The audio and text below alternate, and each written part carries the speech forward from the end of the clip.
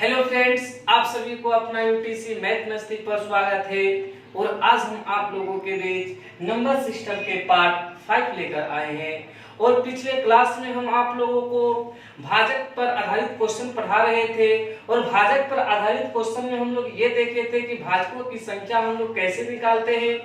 और आज के क्लास में हम लोग देखेंगे समभाजकों की संख्या कैसे निकालते हैं, विषम भाजकों की संख्या कैसे निकालते हैं, या किसी के मल्टीपल में पूछा जाए तो हम लोग भाजकों की संख्या कैसे निकालते हैं। तो आज के क्लास में हम लोग ये सब देखेंगे। इससे पहले अगर आप हमारे चैनल को सब्सक्राइब नहीं किए हैं तो आपसे रिक्वेस्ट है कि सबसे पहले हमारे चैनल को सब्सक्राइब कर लीजिए और उसके बाद समझ में आए तो लाइक कीजिए, नहीं समझ में आए तो कम से कम डिसलाइक कीजिए। तो आइए आज के क्लास हम स्टार्ट करते हैं कि समभाजकों की संख्या कैसे निकालेंगे। इससे पहले एक हम भाजक वाला क्वेश्चन को देख लेते हैं। जैसे अगर आपसे कहा जाए 63 के पावर 15 का 63 के पावर 15 के कुल भाजकों की संख्या, कुल भाजकों की संख्या क्या होगा।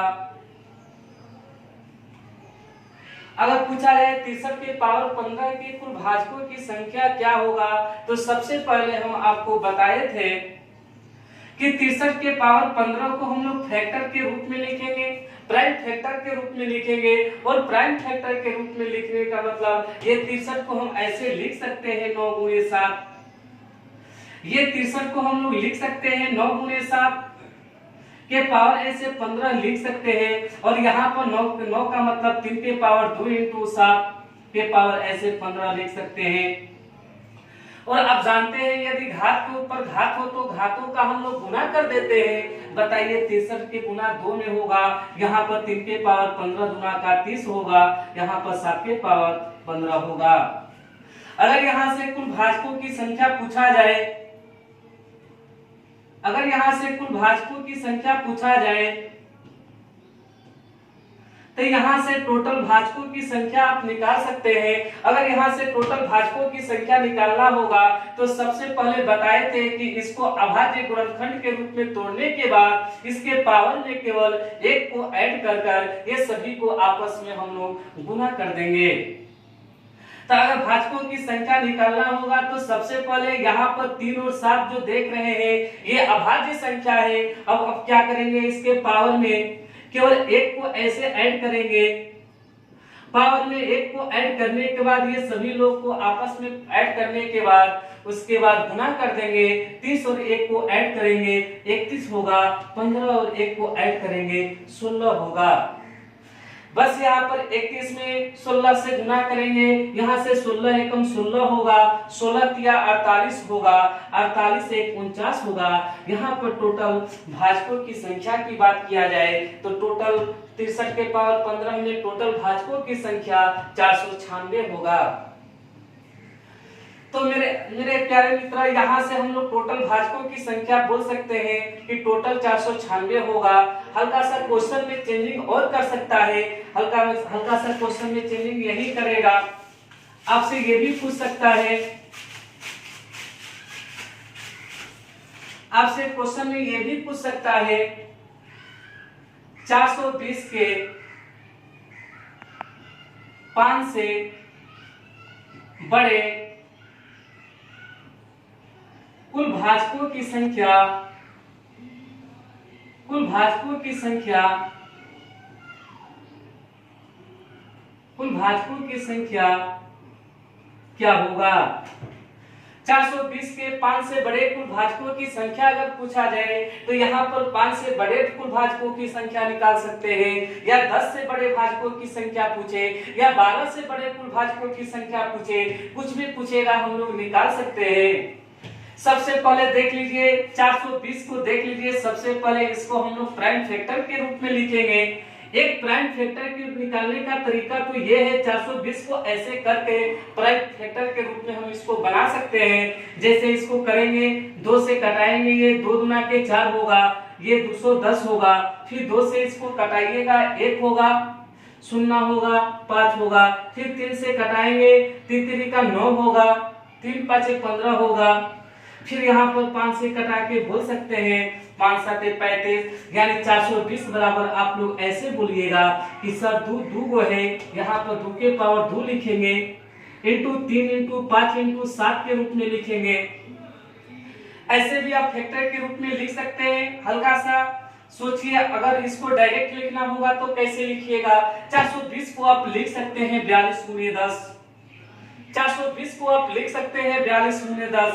क्या आप 420 को 42 गुणे 10 लिख सकते हैं? तो 42 को नहीं लिख सकते हैं 7 गुणे 6, और 10 को लिख सकते हैं 2 गुणे 5। यहाँ से 6 का मतलब भी होता है 3 गुणे 2, और यहाँ से आप बोल सकते हैं 420 को 2, यहाँ पर 2 है, 2 के पावर 2 होगा, 3 होगा, फिर 5 होगा, फिर 7 होगा।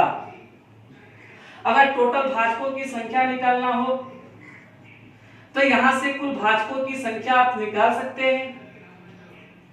टोटल भाजकों की संख्या निकालना होगा तो टोटल भाजकों की संख्या आप निकाल सकते हैं। सबसे पहले बोले थे कि दिया हुआ अंक या संख्या को प्राइम फैक्टर के रूप में लिखिए, और प्राइम फैक्टर के रूप में लिखने के बाद पावर में केवल 1 को ऐड करके सभी को आपस में गुना कर दीजिए। यहाँ पर बोलिए 1 है, 1 में 1 को ऐड करेंगे, यहाँ पर भी 1 में 1 को ऐड करेंगे, 1 में 1 को ऐड करेंगे, यहाँ से 2 1 3 होगा, 2 होगा, 2 होगा, 2 होगा। यहाँ से रिजल्ट बोल सकते हैं 3 गुना के 6 होगा, 6 गुना के 12, और 12 गुना के 24।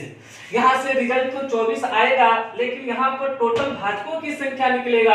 टोटल भाजकों की संख्या कहने का मतलब कि 420 का 1 से लगाई जितना भाजकों की संख्या होगा, टोटल भाजकों की संख्या 24 निकलेगा।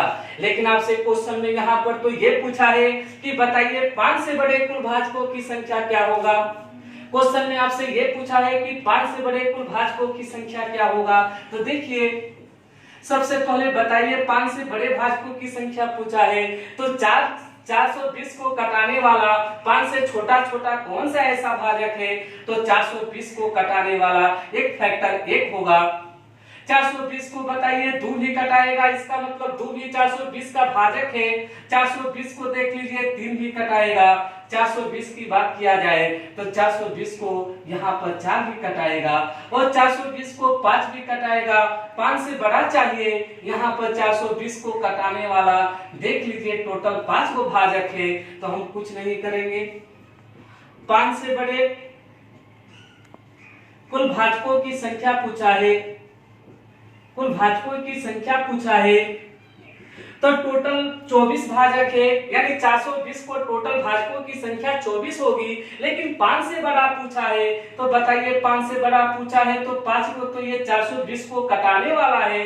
इसका मतलब कि हम लोग इसमें से 5 को भाजक की संख्या घटा देते हैं। एक भाजक ये है, और यहाँ पर टोटल 5 से छोटा भाजकों की संख्या 5 को है। 5 को हम लोग यहाँ पर घटा दिए, 21 में ले 5 को घटाएंगे, यहाँ पर रिजल्ट 19 आएगा। तो आपसे एग्जाम में ये भी पूछ सकता है कि 420 के 5 से बड़े कुल भाजकों की संख्या क्या होगा। तो इस टाइप के क्वेश्चन को हम लोग ऐसे बनाएंगे। अब अगला टाइप के क्वेश्चन हम लोग देखते हैं कि सम भाजकों की संख्या कैसे निकालते हैं, विषम भाजकों की संख्या कैसे निकालते हैं, या किसी के मल्टीपल में पूछा जाए तो हम लोग भाजकों की संख्या कैसे निकालेंगे, या पूर्ण वर्ग के रूप में पूछेगा तो हम लोग भाजकों की संख्या कैसे निकालेंगे। तो आइए पहले यहाँ तक आप लोग लिख लीजिए। तो देखते हैं, अभी तक तो हम लोग टोटल भाजकों की संख्या निकालने सीख लिए। अब आगे हम लोग देखते हैं, तो हेडिंग बनाते हैं सम भाजकों की संख्या ज्ञात करना। हेडिंग बनाएंगे, हेडिंग बनाएंगे सम भाजकों के, सम भाजकों की संख्या, सम भाजकों की संख्या ज्ञात करना। हेडिंग बनाएंगे सम भाजकों की संख्या ज्ञात करना। अगर आपसे कहा जाए समभाजकों की संख्या ज्ञात करने के लिए, तो समभाजकों की संख्या भी आप लोग ज्ञात कर सकते हैं। अगर आपको समभाजकों की संख्या निकालना है, जैसे एग्जांपल के तौर पर समझिए, अगर आपसे कहा जाए 4800 के कुल समभाजकों की संख्या, कुल समभाजकों की संख्या कहा जाए 4800 के कुल समभाजकों की संख्या ज्ञात करें, तो यहाँ से अब 4800 के कुल समभाजकों की संख्या पूछे या कुल विषम भाजकों की संख्या पूछे या भाजकों का योग पूछे या भाजकों का गुणनफल पूछे, सबसे पहले हम लोग इसको प्राइम फैक्टर के रूप में तोड़ेंगे। तो आइए ना 4800 को सबसे पहले हम लोग प्राइम फैक्टर के रूप में तोड़ेंगे। एक तो तरीका यह है कि 4800 के प्राइम फैक्टर के रूप में आप ऐसे भी तोड़ सकते हैं, लेकिन अगर आपको डायरेक्ट 4800 को प्राइम फैक्टर के रूप में तोड़ना होगा तो 4800 को आप ऐसे भी तोड़ सकते हैं। 4800 को आप ऐसे भी तोड़ सकते हैं 48 गुने 100, यानी 48 गुने 100 यहाँ पर कर सकते हैं। अब यहाँ से 48 को आप ऐसे भी लिख सकते हैं 16 गुने 3, अब गुने 100 को भी लिख सकते हैं आप 25 गुने 4। तो यहाँ से 16 का मतलब आप लोग समझते होंगे, 16 का मतलब होता है 2 के पावर 4 और यहाँ पर 3 होगा। 25 का मतलब आप लिख सकते हैं यहाँ से 5 के पावर 2, जब 5 5 में गुना करेंगे तो 25 होगा। फिर यहाँ से 4 का मतलब लिख सकते हैं 2 के पावर 2। यहाँ से दोनों को मिलाकर एक साथ बोल सकते हैं 4 के पावर, बोलिए यहाँ पर 2 के पावर 4 है, 2 के पावर 2 है। जब दोनों का बेस सेम है तो आप लोग जानते होंगे कि पावर को ऐड किया जाता है, यानी 4 में 2 को ऐड करेंगे 6 होगा। फिर यहाँ पर 3 के पावर 1 है, फिर ये 5 के पावर 2 है। और आपसे टोटल क्वेश्चन में पूछा है कि बताइए, इस बार कुल भाजकों की संख्या नहीं पूछा है। अगर क्वेश्चन में टोटल भाजकों की संख्या पूछा होता तो केवल पावर में 1 को ऐड करके सभी को आपस में हम लोग गुना कर देते हैं, लेकिन यहाँ पर क्वेश्चन में आपसे पूछा है कि कुल समभाजकों की संख्या क्या होगा। कुल समभाजकों की संख्या क्या होगा, कुल समभाजकों की संख्या पूछा है। तो एक बात याद रखिएगा कि जब समभाजकों की संख्या पूछे तो एक नोट तैयार कर लीजिए कि यदि जब भी समभाजकों की संख्या पूछेगा तो प्राइम फैक्टर में सम वाले घात को ज्यों के त्यों लिख देंगे। बताइए यहाँ पर प्राइम फैक्टर जो सम देख रहे हैं, 2 एक सम है, सम वाले घात को ज्यों के त्यों लिख देंगे और विषम अभाज्य गुणनखंड के घात में केवल 1 को ऐड करके सभी को आपस में गुना कर देंगे। तो यहाँ से टोटल समभाजकों की संख्या निकलेगा। यहाँ से टोटल समभाजकों की संख्या बोल सकते हैं, 1 और 1 को ऐड करेंगे 2 होगा, 2 में 1 को ऐड करेंगे 3 होगा। यहाँ से 6 गुना के 12 बढ़ती आई 36, यानी आपका रिजल्ट जो होगा टोटल समभाजकों की संख्या 36 होगा। तो यहाँ से आप नोट कर लीजिए कि अगर टोटल समभाजकों की संख्या पूछा जाए तो टोटल समभाजकों की संख्या निकालते समय सबसे पहले अंक या संख्या का प्राइम फैक्टर के रूप में लिखेंगे और प्राइम फैक्टर के रूप में लिखने के बाद अगर समभाजकों की संख्या पूछेगा तो सम के घात को जो अभाज्य गुणनखंड निकलेगा वो सम वाले अभाज्य गुणनखंड के घात को ज्यों के त्यों लिख देंगे। 2 एक सम अभाज्य गुणनखंड है, इसके घात को ज्यों के त्यों लिखिए और विषम वाले के घात में केवल 1 को ऐड करके आपस में गुणा कर दीजिए। आइए एक क्वेश्चन और हम लोग देख लेते हैं। अगर आपसे कहा जाए 210 के कुल सम भाजकों की संख्या क्या होगा, भाजकों की संख्या क्या होगा, क्या होगा 210 के कुल समभाजकों की संख्या क्या होगा। तो सबसे पहले हमारा काम यही है कि 210 को प्राइम फैक्टर के रूप में लिखेंगे और 210 को क्या आप ऐसे नहीं लिख सकते हैं, 21 गुने 10 लिख सकते हैं। और 21 गुने 10 कहने का मतलब क्या आप 21 को ऐसे नहीं लिख सकते हैं 7 गुने 3, 10 को यहाँ से लिख सकते हैं आप लोग 2 गुने 5। यहाँ से लिखने के बाद करना कुछ नहीं है, यहाँ से लिख सकते हैं 2 इंटू 3 इंटू 5 इंटू 7। अगर आपसे पूछा जाए समभाजकों की संख्या क्या होगा, तो कुछ नहीं करना है, यहाँ पर सभी का घात जो देख रहे हैं वो 1 है, तो आपको करना कुछ नहीं है, सम वाले घात को 10 के 10 लिखना है। यहाँ पर 2 1 सम अभाज्य गुणनखंड है, तो सम अभाज्य गुणनखंड के घात को ज्यों के त्यों लिखिए और विषम अभाज्य गुणनखंड के घात में केवल 1 को ऐड कीजिए और सभी को आपस में गुना कर दीजिए, रिजल्ट आपको प्राप्त होगा। यहाँ से बोल सकते हैं 1 1 2 होगा, फिर 2 होगा, फिर 2 होगा, 2 दूना के 4, 4 दूना के 8, यानी यहाँ से रिजल्ट आपका 8 होगा। पहले यहाँ तक आप लोग लिख लीजिए। तो हम उम्मीद करते हैं कि अगर आपसे पूछेगा समभाजकों की संख्या कैसे ज्ञात किया जाए, तो समभाजकों की संख्या आप लोग निकाल सकते हैं। करना कुछ नहीं है, अंक या संख्या को सबसे पहले प्राइम फैक्टर के रूप में लिखेंगे और प्राइम फैक्टर के रूप में लिखने के बाद जो सम अभाज्य गुणनखंड आएगा वो सम अभाज्य गुणनखंड केवल 2 ही होता है, तो ऐसे समझिए ना, जो 2 का घात होगा उसको 10 के 10 लिख देंगे, जो 2 का घात होगा उसको 10 के 10 लिख देंगे और विषम वाला जो अभाज्य गुणनखंड आएगा उसके घात में केवल 1 को ऐड करके सभी को आपस में गुना कर देंगे। तो उम्मीद करते हैं कि समभाजकों की संख्या निकालने के लिए पूछा जाए तो आप लोग निकाल सकते हैं या टोटल भाजकों की संख्या निकाल सकते हैं। अब हम लोग सीखते हैं कि अगर विषम भाजकों की संख्या निकालना होगा तो हम लोग विषम भाजकों की संख्या कैसे निकालेंगे। एक होता है, हेडिंग बनाइए विषम भाजकों की संख्या। विषम भाजकों की संख्या ज्ञात करना।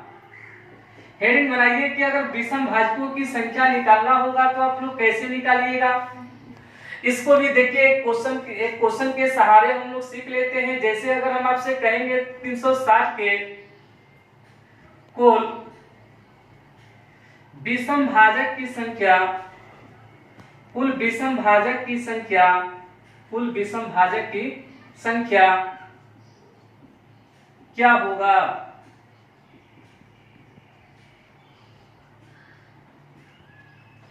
अगर आपसे पूछा जाए कि 360 के कुल विषम भाजकों की संख्या क्या होगा, तो करना कुछ नहीं है, सबसे पहले 360 को आप प्राइम फैक्टर के रूप में लिखिए। एक तो तरीका यह है 360 का प्राइम फैक्टर निकालने का, लेकिन आइए हम लोग डायरेक्ट निकालते हैं। क्या 360 को आप ऐसे नहीं लिख सकते हैं 36 गुने 10? जब 36 गुने 10 आप लिख सकते हैं तो क्या 36 को आप ऐसे नहीं बोल सकते हैं? आप 36 को ऐसे भी बोल सकते हैं 9 गुने 4, यहां से 10 को बोल सकते हैं 2 गुने 5। क्या 9 का मतलब आप लोग नहीं समझते हैं 3 के पावर 2, और यहाँ पर 4 का मतलब होता है 2 के पावर 2। यहाँ पर 2 के पावर 2 है, यहाँ पर एक 2 है, यहाँ से 2 के पावर 3 लिख सकते हैं और यहाँ पर आप बोल सकते हैं 5। अगर आपसे पूछा जाए कुल विषम भाजकों की संख्या पूछा है, कुल विषम भाजकों की संख्या पूछा है, तो कुल विषम भाजकों की संख्या का मतलब देखिए, अगर टोटल विषम भाजकों की संख्या निकालना है तो आपको करना कुछ नहीं है, सम वाले अभाज्य गुणनखंड के घात को छोड़ देंगे। बताइए, सम अभाज्य गुणनखंड के घात को छोड़ देंगे। यहाँ पर 2 एक सम अभाज्य गुणनखंड है, यानी कहेंगे कि 2 के घात को छोड़कर जो अभाज्य गुणनखंड बचा है उसके घात में केवल 1 को ऐड कर आपस में गुना कर देंगे। यहाँ से बोल सकते हैं 2 एक 3 होगा, ये पर 2 होगा, 3 गुना के 6 होगा। यहाँ से एक आप नोट तैयार कर सकते हैं कि विषम भाजकों की संख्या, नोट तैयार कर सकते हैं। विषम भाजकों की संख्या ज्ञात करते समय यह ध्यान रखेंगे कि सबसे पहले अंक या संख्या का प्राइम फैक्टर के रूप में लिखेंगे और प्राइम फैक्टर के रूप में लिखने के बाद जो 2 आएगा, 2 के घात को छोड़ देंगे और छोड़ने के बाद जो विषम अभाज्य गुणनखंड आएगा उसके घात में केवल 1 को जोड़कर आपस में गुणा कर देंगे तो हमको कुल विषम भाजकों की संख्या प्राप्त होगा। आइए एक क्वेश्चन और हम लोग देख लेते हैं। यहां से एक क्वेश्चन और हम देख सकते हैं। जैसे अगर आपसे कहा जाए 420 के, अगर आपसे कहा जाए 2700 के कुल विषम भाजकों की संख्या क्या होगा। अगर पूछा जाए कि 2700 के कुल विषम भाजकों की संख्या क्या होगा तो करना कुछ नहीं है। सबसे पहले 2700 को फैक्टर के रूप में तोड़ दीजिए। क्या आप 2700 को 27 × 100 नहीं लिख सकते हैं? और 2700 को ऐसे भी बोल सकते हैं 3 के पावर 3। क्या यहाँ से 25 चौका 100 होगा तो यहाँ से लिख सकते हैं 100 को बोल सकते हैं 25 × 4, तो 25 का मतलब 5 के पावर 2 होगा, 4 का मतलब 2 के पावर 2 होगा। 2700 को ऐसे फैक्टर के रूप में लिख सकते हैं, लेकिन यहाँ पर सम नहीं पूछा है। यदि सम पूछा होता तो 2 वाले के घात को लिखकर और यहाँ पर जो विषम अभाज्य गुणनखंड है उसके घात में 1 को ऐड करके आपस में गुणा कर देते। लेकिन यहाँ पर विषम भाजकों की संख्या पूछा है, तब विषम भाजकों की संख्या निकालते समय सम वाले को छोड़ देना है, सम वाले घात को छोड़ देना है और विषम वाले अभाज्य गुणनखंड के पावर जो होगा उसमें केवल 1 को ऐड कर आपस में गुणा कर देना है। 3 विषम है, 5 विषम है, ऐड कीजिए 3 1 4, 2 1 3, 4 3 12 होगा। तो ये विषम भाजकों की संख्या रहा निकालने का तरीका। अब इसके आगे तो हम आज की क्लास में सम भाजकों की संख्या निकालने सीख लिए, विषम भाजकों की संख्या निकालना सीख लिए।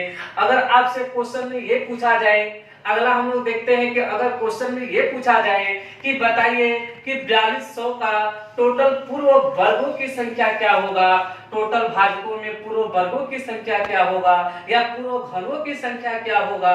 तो आइए आज के क्लास में हम लोग सीखते हैं पूर्व वर्ग की संख्या कैसे निकालते हैं या पूर्व घन की संख्या पूछा जाए तो कैसे निकालते हैं। तो आइए सबसे पहले हम लोग जान लेते हैं कि पूर्व संख्या कहते किसको है। एक परफेक्ट नंबर होता है पूर्ण संख्या, पूर्व वर्ग पूछा जाता है यानी परफेक्ट नंबर। परफेक्ट नंबर सबसे पहले हम लोग सीख लेते हैं कि परफेक्ट नंबर कहते किसको है। यदि किसी संख्या के डिफिनेशन लिख सकते हैं, यदि किसी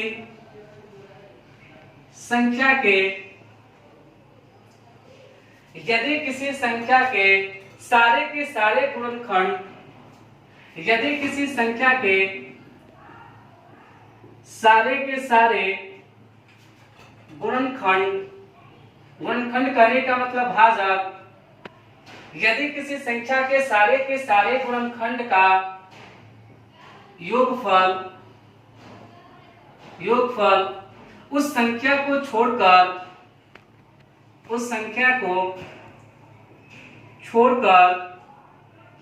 यदि किसी संख्या के सारे गुणनखंड का योगफल उस संख्या को छोड़कर उस संख्या के बराबर हो,